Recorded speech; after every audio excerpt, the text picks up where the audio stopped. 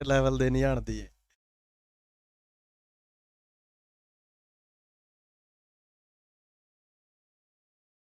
सभी को सलाम नमस्ते और जय हिंद जय श्री राम आदाब सत श्री अकाल।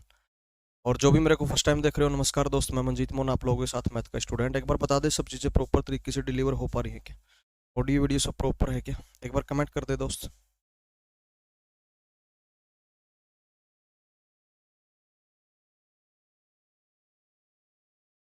एक बार कमेंट कर दे दोस्त।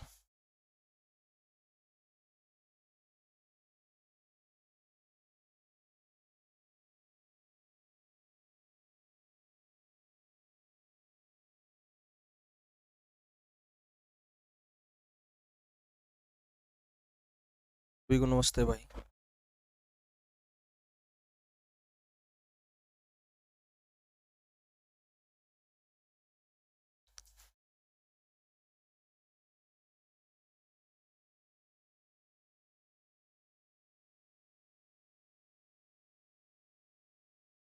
बताएं भाई, सब चीज़ें प्रॉपर हैं क्या? एक बार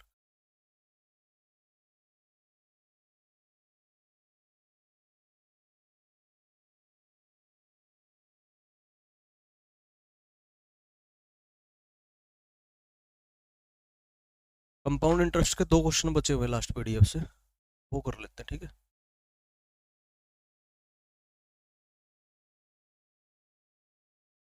ठीक है ना? कंपाउंड इंटरेस्ट के जो दो क्वेश्चन बचे हुए वो कर लेते हैं पहले, और उसके बाद में ना नया टॉपिक स्टार्ट करेंगे आज, काउंटिंग ऑफ फैक्टर्स, ठीक है?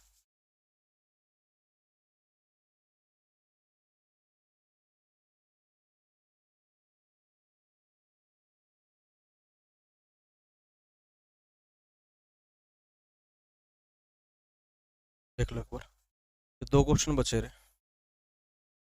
दो क्वेश्चन बचे हैं ना ये?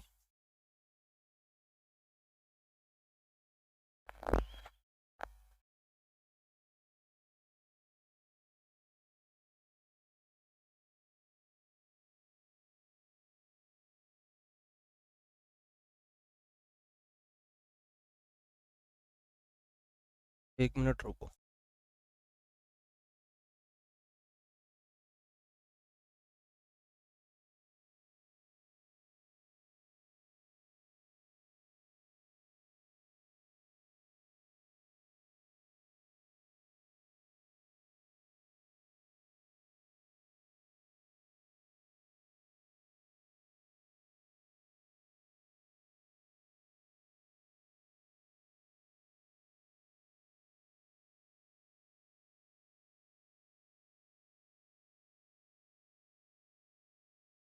कर दी का ब्राइटनेस जिसको ज़्यादा लग रही थी भाई बता दे, अब ठीक है क्या?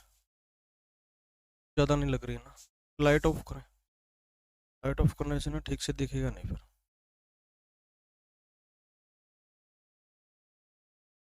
लाइट नहीं है यार, जल्दी बताओ, कर देंगे स्टार्ट।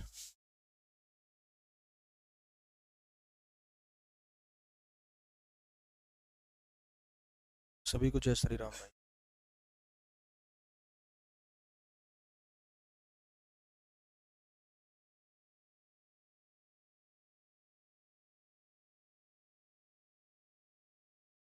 ओके रिपोर्ट है, great। चलो, कंपाउंड इंटरेस्ट के दो क्वेश्चन देख लो। पहला क्वेश्चन देखो कि क्या कहता है इसमें। एक निश्चित राशि पर एक निश्चित चक्रवृद्धि ब्याज की दर से दूसरे वर्ष का ब्याज 120 रुपये तथा तीसरे वर्ष का ब्याज ना 144 रुपये है। वही धनराशि 2 वर्ष 6 महीने में कितनी हो जाएगी? ठीक है, कितनी होगी, कहने का मतलब क्या हुआ?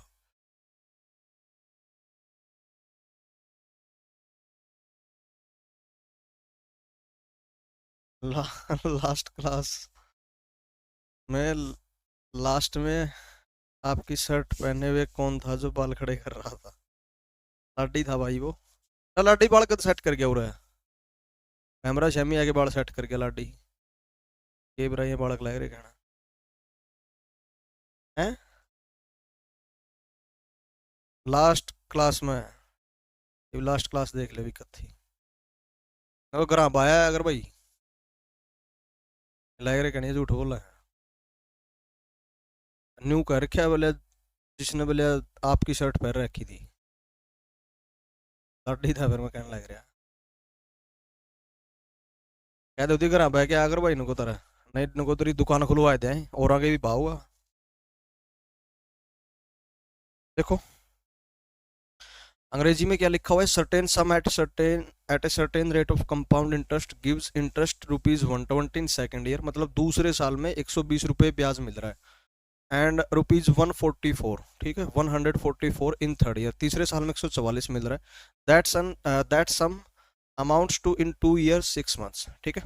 2 साल 6 महीने में ना पूछ रखा है कि वो कितना हो जाएगा। हो जाएगा मीन्स वो जानना चाहता है आप लोगों से इस बार मिश्र धन, ठीक है। अंग्रेजी में तो साफ साफ दिखाई दे रहा है कि अमाउंट कितना हो जाएगा। देखो फिर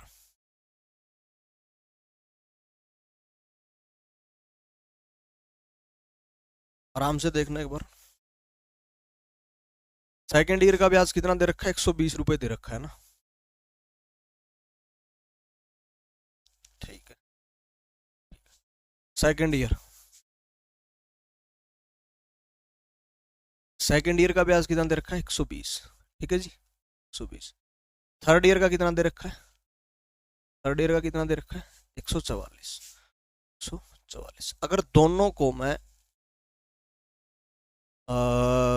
24 से काट दूं, 24 से काट दूं तो ये हो जाएगा 5, ठीक है जी, रेशो बना दिया मैंने, और ये हो जाएगा जी 6, ठीक है। 5:6 आ गया। ये 5 से 6 कब हो रहा है, सेकंड से थर्ड, यानी कि 1 साल के गैप पर ये 5 से 6 हो जाता है, राइट है ना बात, ठीक है।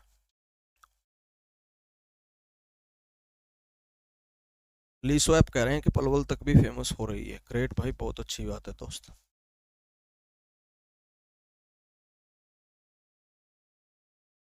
चाहे बदनाम ही हो जाए।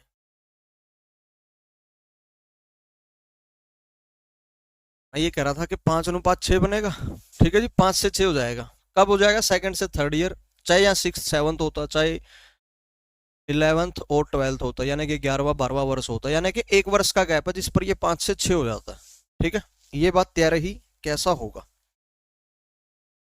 तो मैं कह सकता हूँ कि फर्स्ट ईयर से फर्स्ट ईयर से सेकेंड ईयर पर अगर जाना पड़ा, फर्स्ट ईयर से सेकेंड ईयर पर, और सेकंड से अगर थर्ड पर जाना पड़ा, तो मैं कह सकता हूं कि फर्स्ट से सेकंड पर भी 5:6 बनेगा, ठीक है। और सेकंड से थर्ड पर भी 5 से 6 बनेगा, ठीक है। ये 5 है भाई, ठीक है, 5 है, ये बात है। मेरी बात को आराम से देखना भाई। फर्स्ट और सेकंड का आपस में जुड़ करके 5 6 बनता है, सेकंड थर्ड का इकट्ठा ले तो 5 6 बनता है अलग से, ठीक है। अब मैं कह सकता हूँ कि सेकंड ईयर ना एक ऐसा वर्ष है जो फर्स्ट सेकंड में भी आ गया, सेकंड थर्ड में भी आ गया, तो इसका ब्याज तो सेम होना चाहिए था दोनों जगह पर। इसका ब्याज क्या होना चाहिए था, दोनों जगह पर सेम होना चाहिए था। सेम करने के लिए क्या करना पड़ेगा, इस ऊपर वाले 6 की 5 से गुणा, कहने का मतलब इस 5 की भी 5 से गुणा हो जाएगी, इस नीचे वाले 5 की 6 से गुणा, कहने का मतलब इस 6 की भी 6 से गुणा हो जाएगी, और ये दोनों ही सूरतों में 30 हो जाएगा फिर।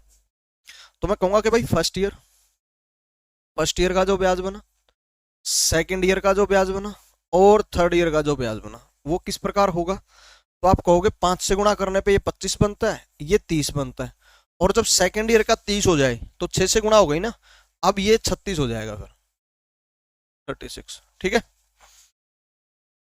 क्वेश्चन नंबर 8 करवा दें क्या, एक बार ये कर लेते हैं, क्वेश्चन नंबर 8 को भी देख लेंगे, ठीक है।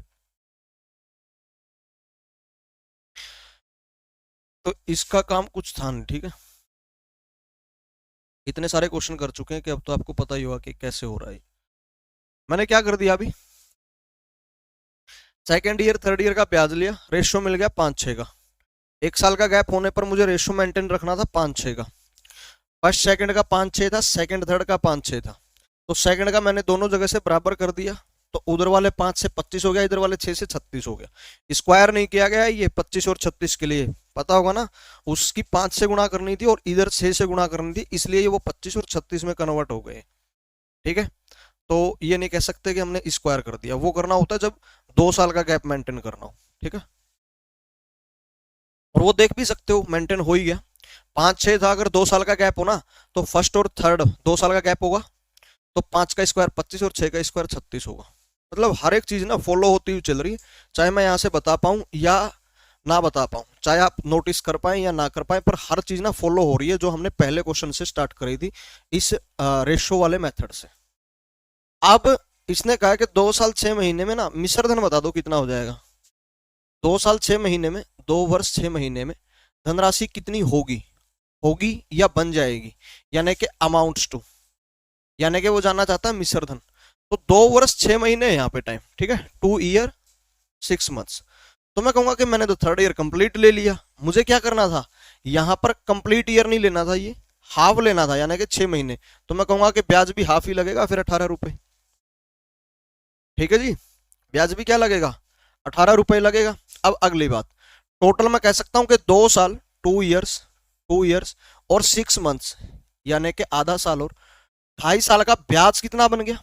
ये ब्याज है ना, पहले साल का 25, सेकंड ईयर का 30 और थर्ड यानी कि 6 मंथ्स का 18।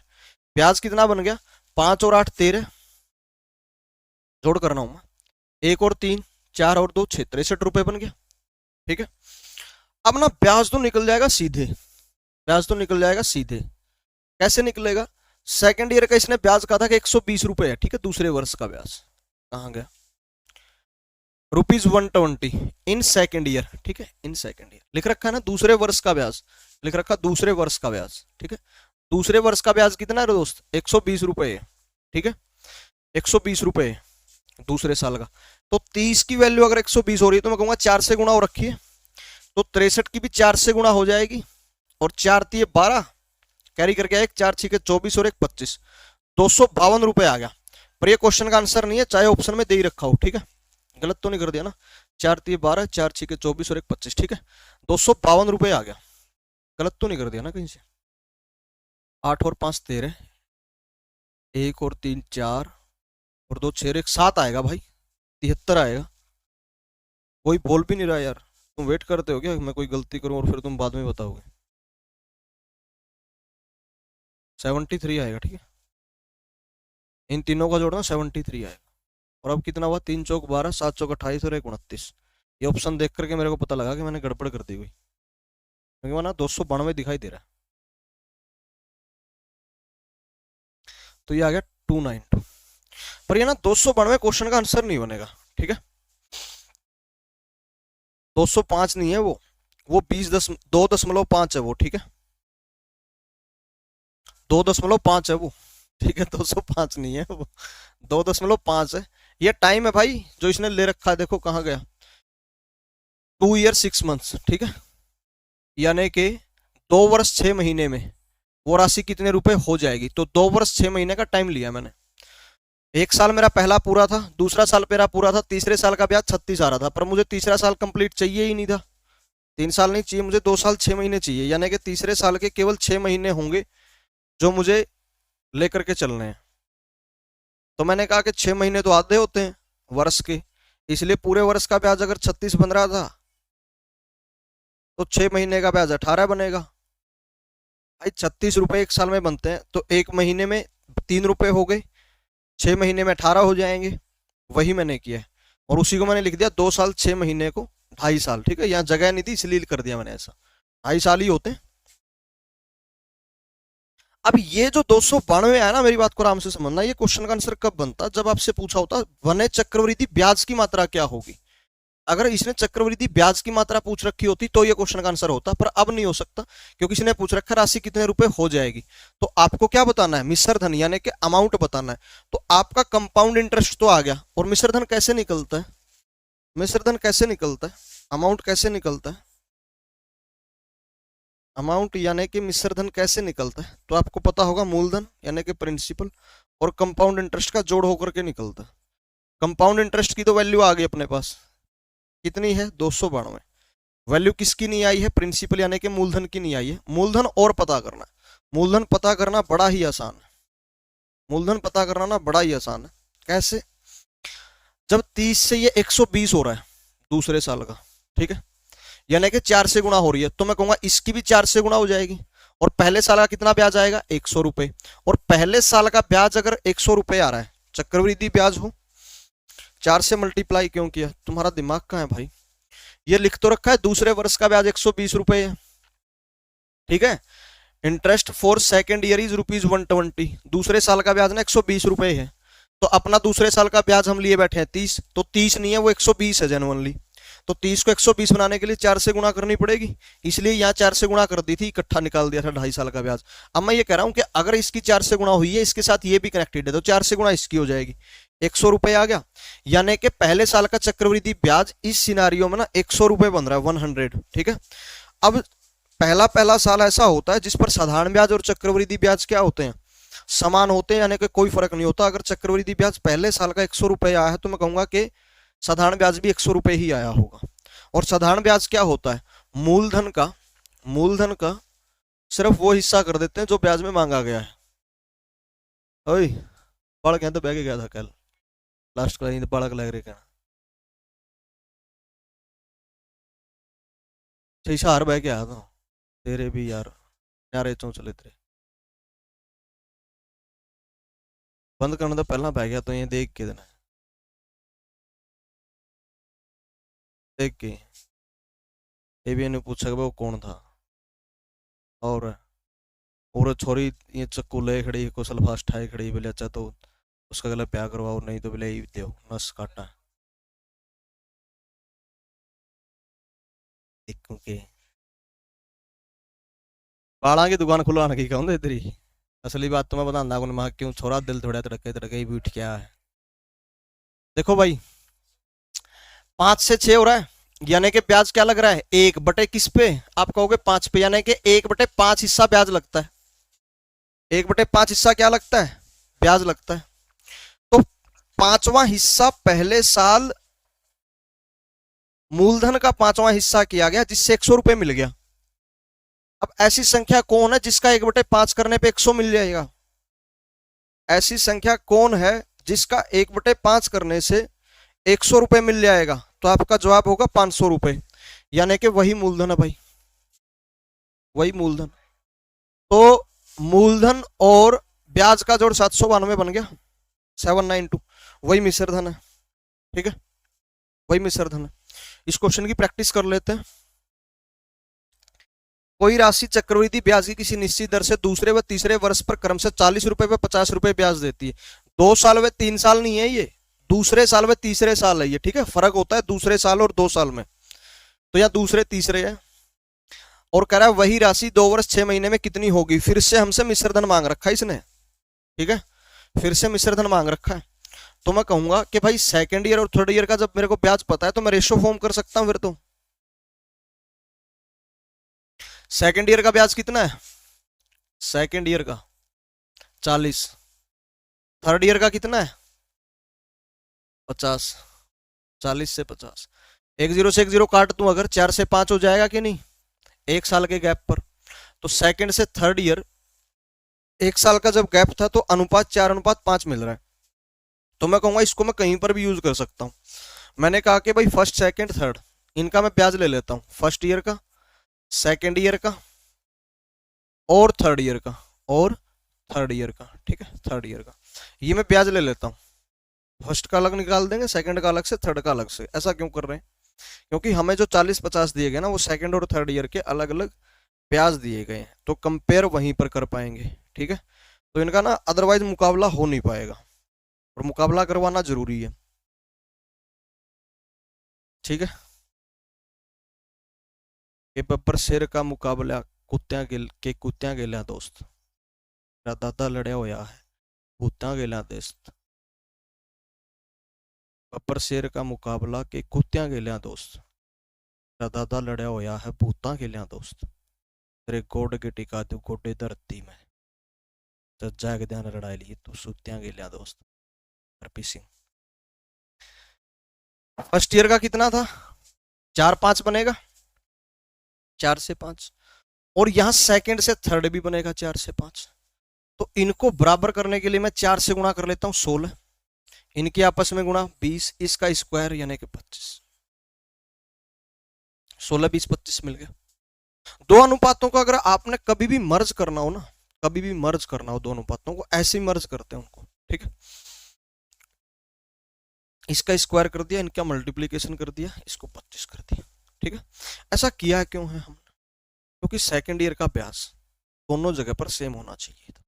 First second, second third. Second एक ऐसी चीज है जो कॉमन है, ब्रिज यानी कि पुल का काम कर रही है, जो दोनों के सामंजस्य बैठाने का काम करेगी, दोनों के मंझला होने का काम करेगी, यानी कि ठीक बीच में आने का काम करेगी। तो इसका दोनों जगह पर बराबर होना आवश्यक था, इसलिए इसको बराबर करने के लिए ऐसा किया गया। तो अनुपात मुझे क्या मिल गया? जवाब बनेगा जी 16, 20, 25 मिल गया। कितना मिल गया? कितना मिल गया? 16 रुपए, 20 रुपए और 25। ये 25 कब मिलता है आपको? जब यहाँ आप थर्ड ईयर लेते हो कंप्लीट। और यहाँ है कितना टाइम? 2 वर्ष 6 महीने, यानी कि 2 वर्ष, इनमें तो कोई दिक्कत नहीं है, तो चाहिए। परंतु ये थर्ड ईयर नहीं चाहिए, ये 6 मंथ्स चाहिए। 6 मंथ्स चाहिए तो आधा चाहिए ना, तो इसका भी आधा लेंगे, 25 का भी आधा लेंगे। और 25 का आधा कितना होगा? 25/2 कह दो, ठीक है। 25/2 कह दो, या फिर क्या बोलता, 12.5 कह दो, ठीक है। 12.5 कह दो। अब मैं ये कह रहा था, सेकेंड ईयर का ब्याज कितना है? दूसरे वर्ष का ब्याज 40 रुपए है, तीसरे वर्ष का ब्याज 50 रुपए, ठीक है। अब वहां तीसरे वर्ष का ब्याज तो अपने पास है नहीं जिसको हम कंपेयर कर सके, तो कंपेयर किसको करना पड़ेगा? दूसरे वर्ष के ब्याज को 40 रुपए के साथ। तो दूसरे वर्ष का ब्याज हम 20 लिए बैठे हैं, वो कितना लिए बैठा है? 40। तो किससे गुणा हो गई? 2 से। चलो इस बार दूसरे तरीके से बताता हूँ। इसकी 2 से गुणा हुई है तो इसकी भी 2 से गुणा होगी, 16×2 = 32। तो इसकी भी 2 से गुणा होगी, और 25/2 की 2 से गुणा करोगे तो कितना मिलेगा? 25। तो पहले साल 32 रुपए ब्याज के मिले, दूसरे साल 40 मिले, और तीसरे साल 25 रुपए ब्याज के मिले।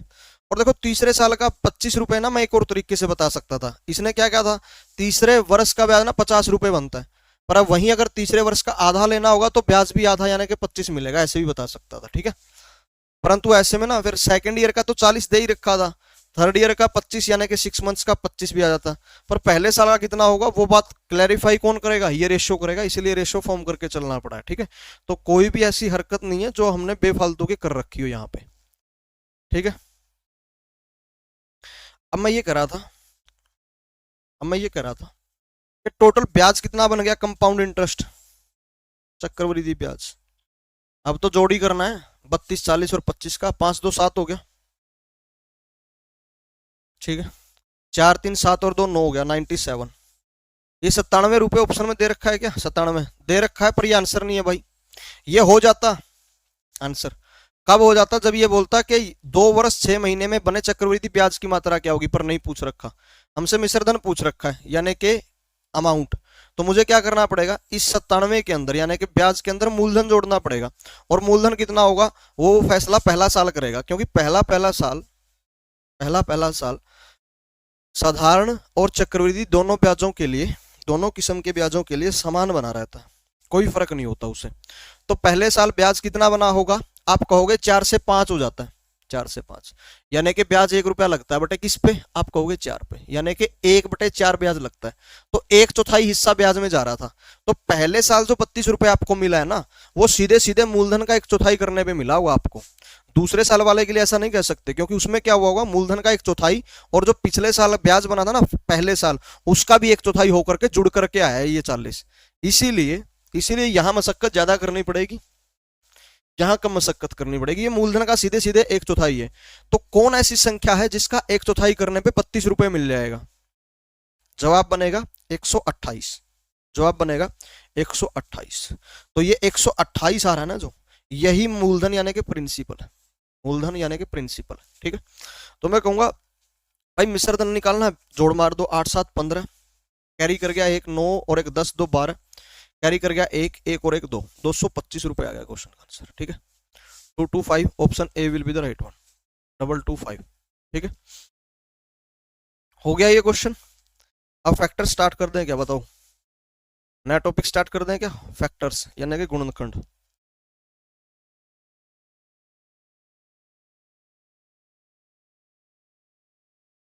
बताओ एक बार, फैक्टर स्टार्ट कर दें क्या? बताओ एक बार, कमेंट करो। फैक्टर स्टार्ट कर दें, नया टॉपिक। कहाँ गए?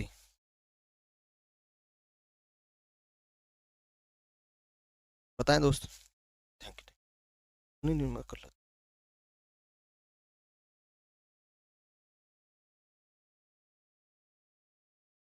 और पेंड है बड़े भाई, सुबह सुबह होगा इसमें।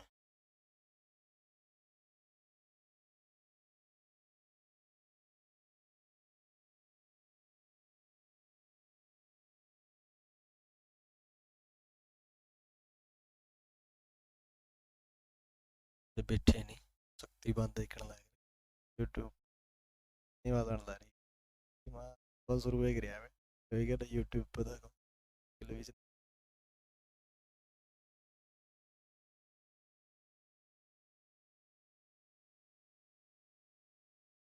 कर दे। ठीक है, देखो अब बहुत ही खूबसूरत स्टार्ट करने जा रहे हैं टॉपिक, और उतने ही खतरनाक तरीके से करेंगे इसको कवर। ठीक है, क्वेश्चन ही दिखाने स्टार्ट कर दूंगा पहले। ठीक है यार, क्वेश्चन ही देख लो एक बार। चलो यार, एक बार बेसिक देख लो, तो बुरा मान जाओगे इससे तो। हाँ, बोर हो गए इस इंटरेस्टेड टॉपिक से, है ना। इसमें इंटरेस्ट रहा ही नहीं। टॉपिक का नाम भले ही इंटरेस्ट था, पर इसमें इंटरेस्ट रहा नहीं। ठीक है, कहते हैं कि जब मैंने उससे पूछा कि क्या तुम मुझ में इंटरेस्टेड हो, तो उसने मुझे दिखाया एक बोर्ड। ठीक है, लाइन मार रहा था कहीं पे, और जिस पे लाइन मार रहा था ना, वो लगी हुई थी बैंक में। ठीक है, एक दिन लंच टाइम में जाकर के पूछता है, मैं हर रोज आ रहा हूँ जबकि मेरा इस बैंक में खाता भी नहीं है, कुछ होगा अपना। तो कहता है ना, उसने मेरे को एक बोर्ड दिखा दिया, बैंक में लगी हुई थी भाई।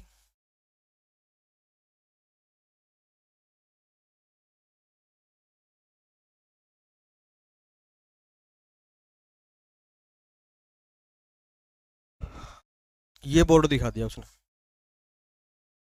अगली रोटी खाने लग रही थी, घर तक लेके गई होगी, आलू गोभी के परोंठे परोंठे अचार का गला, चार रखी थी, बोली इतनी में वो आ गया अभी बैरी। आगे बोला, क्या तुम मुझ पे ट्रस्टेड हो, मैं हर रोज आ रहा हूँ जबकि मेरा इस बैंक में अकाउंट भी नहीं है। तो कहते हैं उसने मेरे को ये दिखा दिया। तो मैं समझ पा रहा हूँ तुम सबके सब, नर हो या मादा, तुम सबके सब वही बैंक वाली हो, और तुम अब सारे के सारे मिल करके मेरे को यही बोर्ड दिखा रहे हो कि इस टॉपिक में हमारा इंटरेस्ट 0% हो चुका है। ठीक है,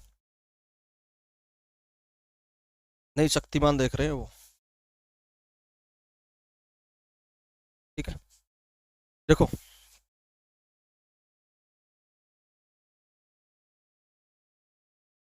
क्या बात, आह, क्या बात है भाई,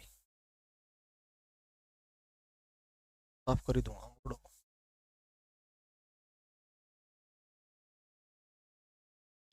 देखो, गुणनखंड समझते हो क्या, फैक्टर क्या होता है? एक बार हेडिंग लगा लेते हैं, फैक्टर्स यानी कि गुणनखंड। फैक्टर्स कौन हरा है, साइलेंट कर फिर। गुणनखंड,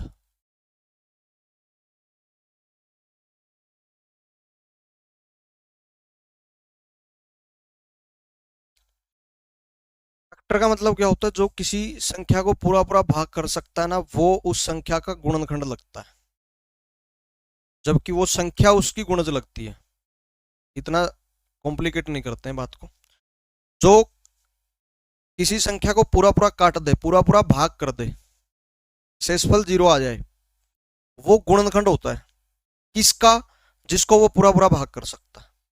तो जैसे 2 है, तो 2 का भी गुणनखंड है, 4 का भी है, 6 का भी है, 8 का भी है, 10 का भी है, 12 का भी। जैसे 3 है, 3 का तो गुणनखंड है ही, 6 का भी है, 9 का भी है, 12 का भी है। अब 12 का गुणनखंड कौन है? तो आप कहोगे 1 2 3 4 6 12 है। ठीक है, क्लियर। चलो 12 आ गया ना, तो 12 से ही एग्जाम्पल स्टार्ट करते हैं, बातें क्लियर हो जाएंगी आराम आराम से। एक एक करके बात बताता हूँ, देखो। एक खूबसूरत सी संख्या होती है मैथमेटिक्स में, 12 यानी कि 12। ठीक है, ठीक है जी, ठीक है, 12 आ गया, सही है। 12 के गुणनखंड कौन कौन है? तो जो संख्या 12 को पूरा पूरा भाग कर सकते हैं, वही क्या है, 12 के गुणनखंड है फिर। वही क्या है, 12 के गुणनखंड है फिर। तो कौन कौन 12 को पूरा पूरा भाग कर सकता है, मेरी बात को आराम से देखना। एक तो सबसे पहले एक एक ऐसी संख्या होती है जो दुनिया की किसी भी संख्या को पूरा पूरा भाग करने में सक्षम होती है,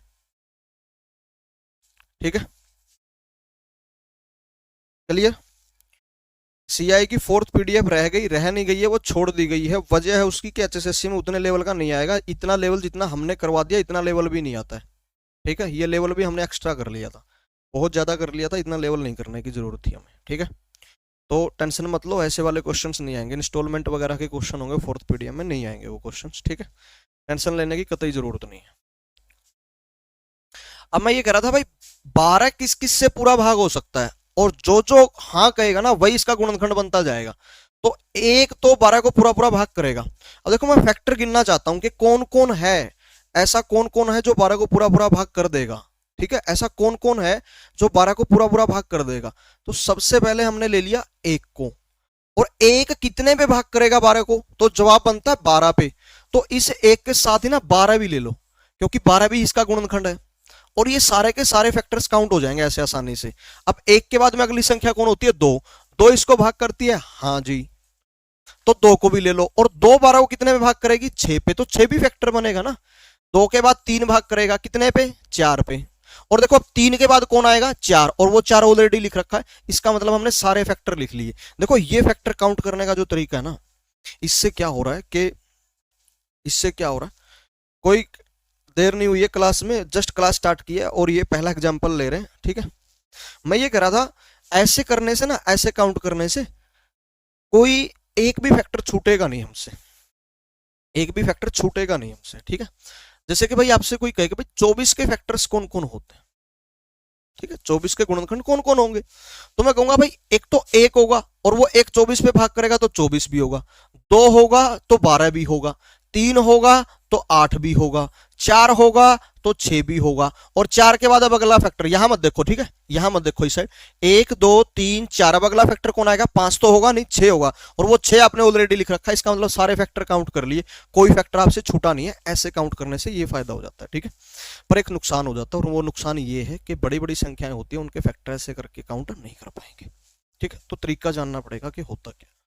अब मेरी बात को आराम से देखना, 24 को हमारा बोलो, हम 12 के ऊपर बात कर लेते हैं, ठीक है। मैं ये कह रहा था, मुझसे अगर वो कहता कि जी 12 के कितने गुणनखंड है, 12 के कितने गुणनखंड है, तो आप कहोगे 1 2 3 4 5 6। 12 के कितने गुणनखंड होते हैं, जवाब बनेगा जी 6। 12 के कितने गुणनखंड होते हैं, जवाब बनेगा जी 6। 12 के कितने गुणनखंड होते हैं, जवाब बनेगा जी 6। 12 कितने फैक्टर्स होते हैं, जवाब बनेगा जी 6। 12 कितने फैक्टर्स होते हैं, 6। अब ये तरीका लेंथी है, ठीक है, इसको शॉर्ट करने का तरीका ढूंढ लेते हैं। सबसे पहला स्टेप, अब हम 12 के फैक्टर दूसरे तरीके से काउंट करेंगे भाई, ठीक है। अच्छा ऐसे काउंट क्यों नहीं करने, पहले वो दिखा देता हूं। पहला क्वेश्चन दिख रहा है, 630 के कुल कितने गुणनखंड होंगे, गिन पाओगे क्या ऐसे उंगलियों पे, एक होगा, दो भाग करेगा, तीन भाग करेगा, चार नहीं करेगा, पांच करेगा, छह नहीं करेगा, ऐसे करके कर पाओगे क्या, छह करेगा सॉरी, कैसे करके कर पाओगे क्या, नहीं कर पाएंगे यार, कौन जाए भाई साहब, बहुत लंबा चौड़ा रास्ता खुल जाएगा, ठीक है। ऐसे रास्ते पे नहीं जाते, दूसरे रास्ते पे चलते हैं, सस्ता भी है, सुगम भी पड़ेगा, ठीक है। खैर मेरी बात अलग है, मैं लंबे रास्ते पे भी निकल लूंगा, अगर आप जैसा हम सफर मेरा बना रहे ना, तो कितना भी लंबा रास्ता हो, हंसते हंसते कट जाएंगे रास्ते, ठीक है। अब मैं ये कह रहा था कि दूसरा तरीका क्या बनाए, आपने किसके फैक्टर्स काउंट करने हैं, 12, यानी कि इसका आप कर दोगे प्राइम फैक्टराइजेशन, यानी कि अभाज्य गुणनखंड। जिसको समझ में नहीं आ रही है बात, इस 12 को तब तक तोड़ते रहो जब तक ये टूटता रहेगा, ठीक है, तब तक तोड़ा जाएगा। इसको ये येलो लाइट ब्लिंक करेगी उसके पीछे से, इधर इस डिवाइस की।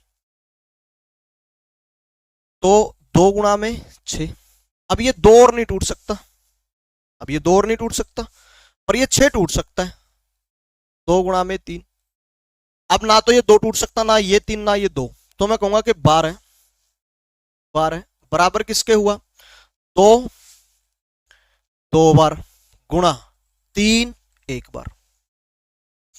ये 12 का बिल्कुल आपके जो राइट मोस्ट काम कर रखा है, ये 12 का प्राइम फैक्टराइजेशन कहलाता है, अभाज्य गुणनखंड कहलाता है ये।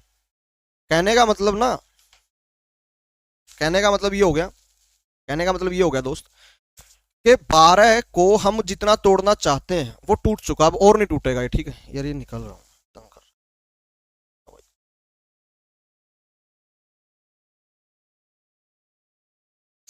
12 को अब और नहीं तोड़ा जा सकता, तो 12 का क्या हो गया, वो अभाज्य गुणनखंड हो गया। क्या हो गया 12 का, अभाज्य गुणनखंड, यानी कि प्राइम फैक्टराइजेशन हो गया ये। अब यहां से फैक्टर काउंट करने के लिए क्या करना पड़ेगा, यहां पर पावर कितनी आई है, दो, यहां पावर कितनी आई है, एक, तो इन दोनों में एक एक जोड़ करके लिख दो, एक एक जोड़ करके लिख दो, ठीक है, एक एक जोड़ करके लिख दो। तो दो में एक जोड़ा तीन हो गया, और उस एक में एक जोड़ा तो दो हो गया, और इनका आपस में मल्टीप्लीकेशन कर दो, ये आपको बताएगा कि उसके टोटल नंबर ऑफ फैक्टर्स कितने होंगे, इसके गुणनखंडों की संख्या कितनी होगी, और वो ठीक उतनी ही आई है जितने कि हमने पहले काउंट भी करके देखे थे। कौन हरा, अननोन वाले साइलेंट कर, उनको पहला नंबर फीड करवा के जाओ। क्लियर है बात, तो 6 आ गया,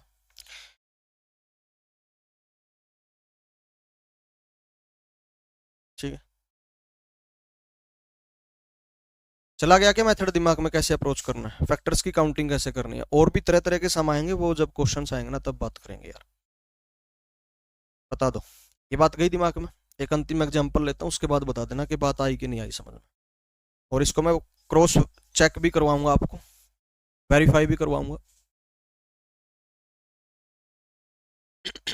जैसे कि संख्या है 30, 30, संख्या है 30 यानी कि 30, कौन कौन होते हैं इसके फैक्टर, पहले तो वैसे काउंट करके देखो, एक होगा तो 30 होगा, दो होगा तो 15 भी होगा, तीन होगा तो 10 भी होगा, ठीक है, चार बनेगा नहीं, पांच होगा तो 6 भी होगा, और पांच के बाद 6 आएगा, तो यही होंगे सारे के सारे, तो कितने आ गई काउंटिंग इनकी, 8, ठीक है, 8 फैक्टर बनते हैं, 8, ठीक है। क्या कर सकते थे, प्राइम फैक्टराइजेशन, प्राइम फैक्टराइजेशन दो गुणा में, अब मैं पूरा नहीं लिखूंगा ठीक है, कहीं सोच रहे पूरा पूरा लिखेंगे। अब देखो कुछ संख्याएं गायब दिखेंगी पर उनको तोड़ करके लिख देंगे। दो गुणा में कितना बच गया, ये 15, दो क्यों लिया है, क्योंकि ये दो से भाग हो जाता है एक तो, इसलिए।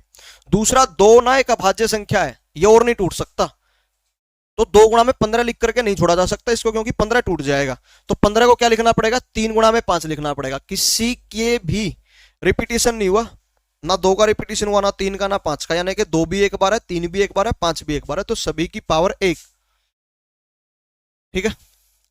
फैक्टर काउंट करने दे, इस एक में एक, इसमें भी और इसमें भी, यहां पर इनको बोलते हैं बेस, दो तीन पांच, ये जो बेस है ना ये हमेशा ही प्राइम होने चाहिए, यानी कि अभाज्य, अगर ये अभाज्य ना हुए तो हम आगे प्रोसीड नहीं कर पाएंगे, आगे चल करके ऐसे क्वेश्चंस आएंगे, याद रखना ये बात।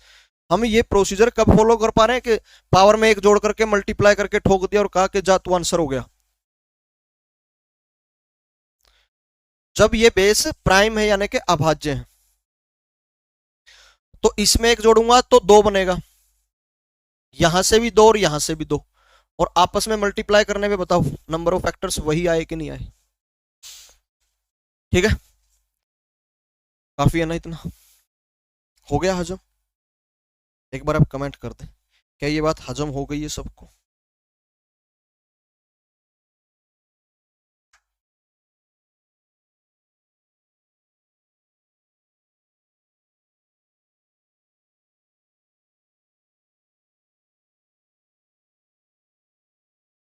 बताओ एक बार, इतनी सी बात हजम हो गई है सबको एक बार।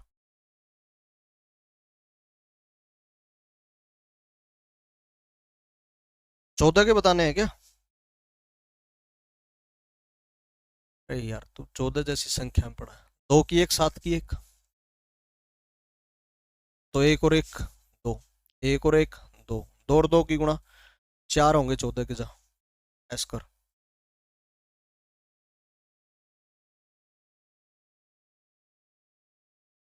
ठीक है,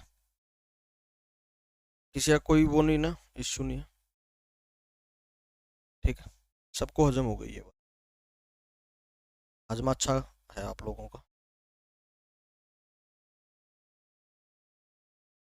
मैं बता भी सकता हूँ ऐसा कर क्यों रहे हैं, पर आपके काम की बात नहीं है। बस याद रख लो ऐसे ऐसे करते हैं। ठीक है, ज़्यादा बातें पता होना ना ठीक बात नहीं होती। 630 के इससे पहले क्वेश्चन और था ना, तो क्वेश्चन नंबर 2 है ना। कहाँ गया भाई, ये रहा। अरे वाह, एकदम मतलब उजाला सा दिन सा नहीं निकल गया जैसे। ठीक है, 14 के फैक्टर बना तो दिए, 2 गुणा में 7, और एक का जोड़ 2, और 2 की 2 बार गुणा 4, 14 के वो 4 कौन होंगे ये तो पता ही होगी। 1 2 7 14 4 होंगे वो। ठीक है, 14 को 14 लिख करके थोड़े ना छोड़ा जा सकता, जब तक वो टूट रहा है तब तक छोड़ा जाएगा उसको। अब ऐसे यहाँ 425 है भाई, एज इट इज थोड़े ना छोड़ सकते हैं इसको। फिर तो ऐसे कह देंगे कि 425 की पावर है जी एक, और एक में एक जोड़ दिया, दो तो कहीं है ही नहीं, ऐसे कैसे आ जाएगा दो यार। वो 425 की एक गलत ले रखा है क्या, 425 एक अभाज्य संख्या है क्या, प्राइम नंबर है क्या, वो नहीं है ना। और प्राइम संख्या होती, अगर प्राइम संख्या अगर होती तो दो ही बनते। कैसे, जैसे 7 है, 7 और नहीं टूट सकता ना, सो 7 की पावर एक हो गई, और एक में एक जोड़ने पे कितना आ गया, दो। अब किसी से गुणा भी नहीं कर सकते, तो दो ही फैक्टर मानने पड़ेंगे। तो मानने क्या, उसमें है ही दो, कौन है 7 के दो फैक्टर, एक तो एक और एक 7। तीसरा फैक्टर हो तो आप बता दो, कोई नहीं है। यानी प्राइम फैक्टराइजेशन मेथड अप्रोच करता है प्राइम फैक्टर्स नीचे होने चाहिए बेस में, अन्यथा आगे प्रोसीड करना बेवकूफी होगी। ठीक है, तो 425 को तोड़ना शुरू करते हैं भाई। 5 से डिवाइड होगा ये, ठीक है। कहीं किसी से डिवाइड कर दो, कोई फर्क नहीं पड़ता उस बात से, बस जिससे डिवाइड कर रहे हैं ना वो प्राइम होना चाहिए। तो 2 से करो, या 3 से, या 5 से, या 7 से, या 11 से। 4 नहीं लेना है, 6 नहीं लेना है, 8 नहीं लेना है, 9 नहीं लेना है, बीच में फायदा क्या हुआ।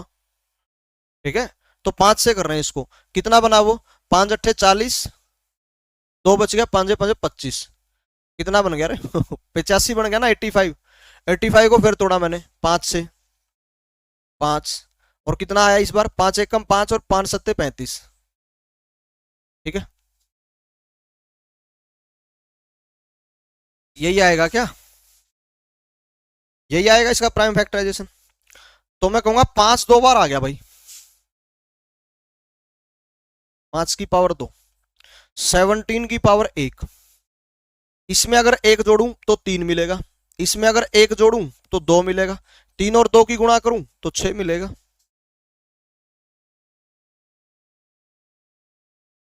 ठीक है, और ये हजम।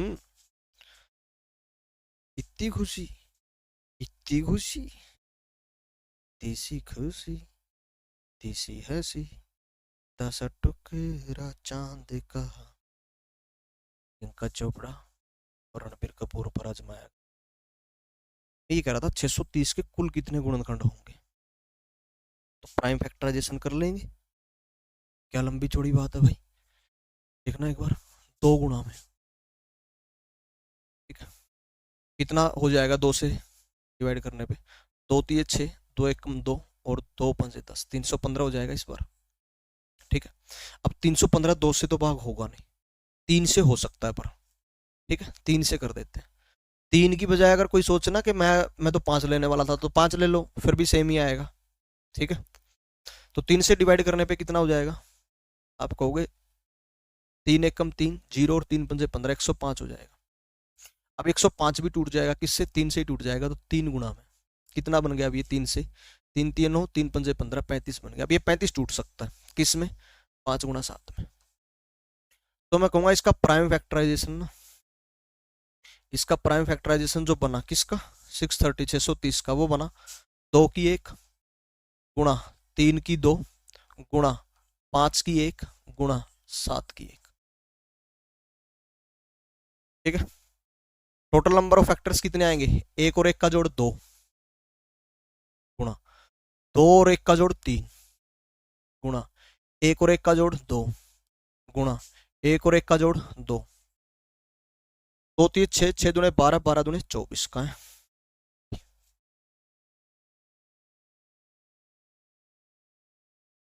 ठीक है, क्लियर? इन्वर्टर बोल गया भाई, बोल गया ना।